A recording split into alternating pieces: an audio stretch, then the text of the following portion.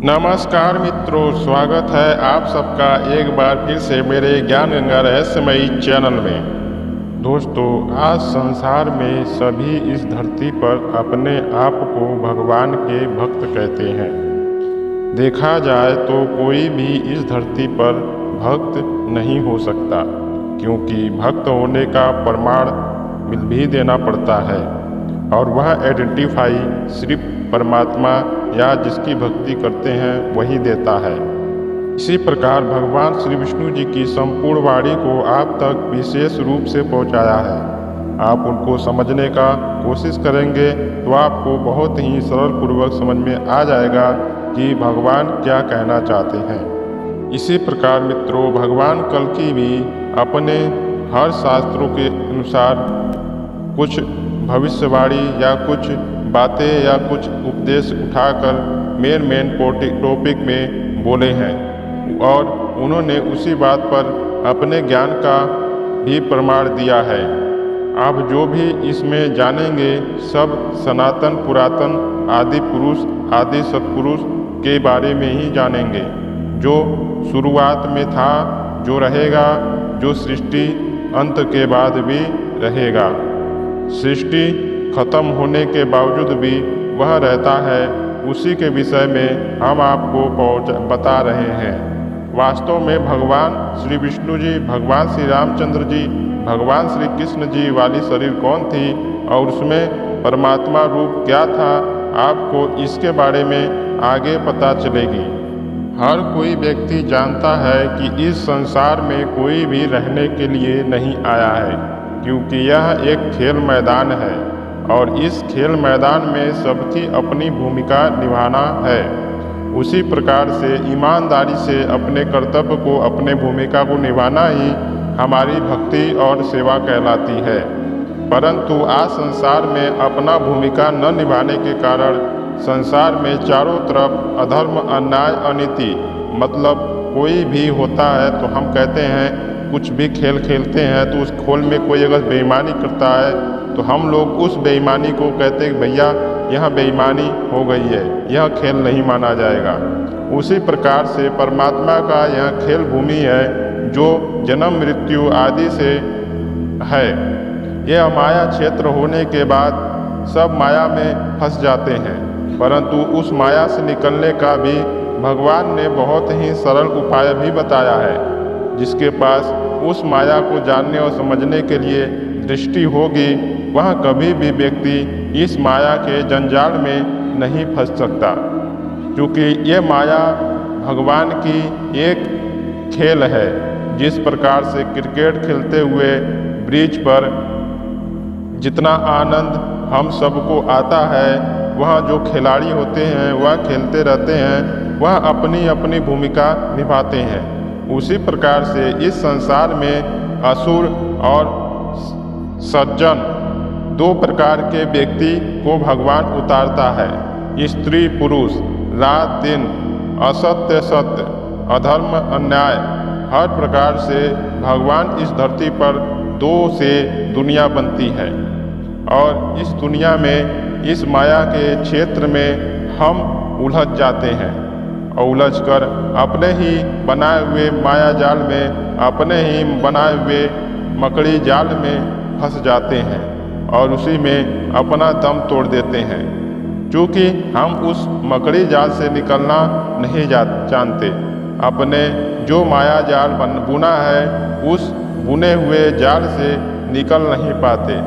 इस वजह से हम उस जाल के अंदर फंस जाते हैं और यही चीज़ भगवान विष्णु जी, राम जी और कृष्ण जी ने अपने उपदेशों में बताया है।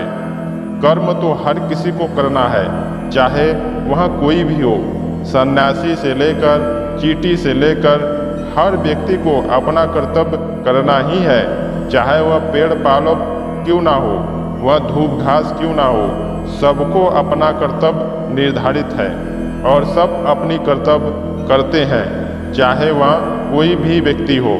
सन्यासी है, संत है, महात्मा है, त्यागी है, बैरागी है, जो अध्यात्म करता है, वह जो भी कर्तव्य करता है ईश्वर को पाने के लिए, वो कर्म ही कहा जाता है। अतः कर्म ऐसा होना चाहिए जो बंधन ना देने वाला हो, बंधन में ना फंसाने वाला हो, वही कर्म है। अतः जो बंधन में फंसाने वाला हो वह कर्म नहीं होता, वह माया के अधीन एक जाल होता है। अतः इस चीज को भगवान श्री विष्णु जी और भगवान श्री रामचंद्र जी, भगवान श्री कृष्णचंद्र जी ने बहुत स्पष्ट रूप से अपने उपदेशों में बताया है। इसी प्रकार से हम चाहते हैं कि आप लोगों को सत्य से अवगत कराएं। जो भगवान कल्कि ने कुछ सत्य वचन बोलकर सत्य कथन को एकाग्रित कर हम सबको दिखाने की कोशिश किए हैं, वही चीज़ आप तक पहुंचाने की भी कोशिश कर रहे हैं। आगे जब कल्कि भगवान के अमृतवाणी या उनकी मुखार बिंदु से निकले हुए शब्द आप तक पहुंचेंगे तो आप इस संसार में अपने आप को धन्य धन और कृतार्थ समझेंगे। दोस्तों, मेरा यही तो है जो आप लोगों को बताने की कोशिश कर रहे हैं। अतः आप सब जानते ही हैं कि इस धरती पर बहुत से संत महात्मा हैं जिनके आप जाते होंगे, दर्शन करते होंगे, बहुत कुछ प्राप्त करने की कोशिश करते होंगे। हो सकता है आपको सुख का अनुभव थोड़ी देर के लिए हो सकता है, परंतु कितने समय तक? आप उस सुख को अनुभव कीजिए जो हमेशा रहने वाला हो, जो हमेशा रहे, उनका आप प्राप्त करने की कोशिश करें। ये संसार एक मकड़ी का जाल है। इस मकड़ी जाल में जो भी फंसता है वह निकलना बहुत मुश्किल होता है। और इस मकड़ी के जाल में एक मकड़ी भी होती है जो हर किसी को दबोच करके खा चबा जाती है। उसी प्रकार से यह माया जाल जो संसार है, यहाँ देखने में तो सब कुछ दिख रहा है, परंतु वास्तव में जिस दिन आप वास्तव में अपनी दृष्टि देखने चाहेंगे, जैसे ही दृष्टि मिलेगी आपको ये संसार गायब हुआ दिखाई देगा। आपको संसार नहीं दिखाई देगा, अपितु सृष्टि के बारे में, सृष्टि की उत्पत्ति और सृष्टि में ही आप अपने आप को देखोगे।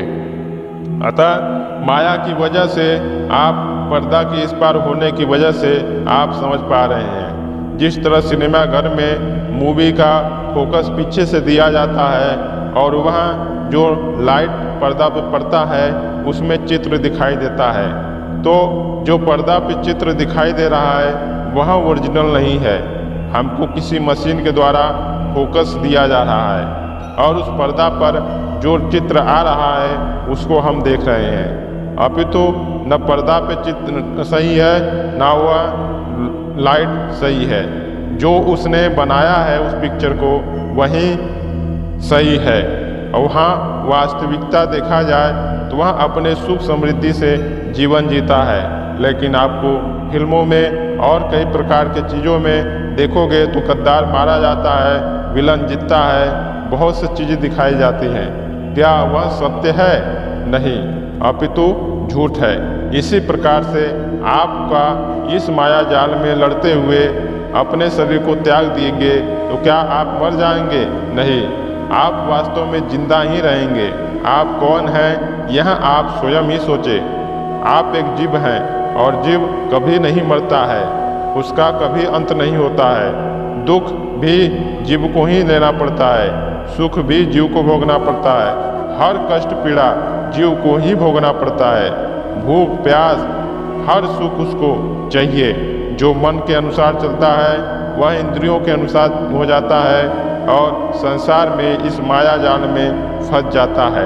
और जो बुद्धि के अनुसार चलता है वह सात्विक बनकर देवी देवताओं का भक्ति पूजन करता रहता है। और जो सात्विक से उठकर विवेक क्षेत्र में चलता है वह परमात्मा परमेश्वर खुदा गाड को प्राप्त कर उन्हीं के सेवा सहयोग में जीवन बिताता है। तो मित्रों, आज के लिए इतना ही। अब अगली वीडियो भगवान श्री कृष्ण जी की वाणी शुरू होगी। तो मिलते हैं दोस्तों अगली नेक्स्ट वीडियो में। अगर मेरे चैनल में नए हैं, चैनल को सब्सक्राइब करें, बेल आइकन ऑल पर प्रेस करें। जय श्री कृष्णा, जय श्री राधे।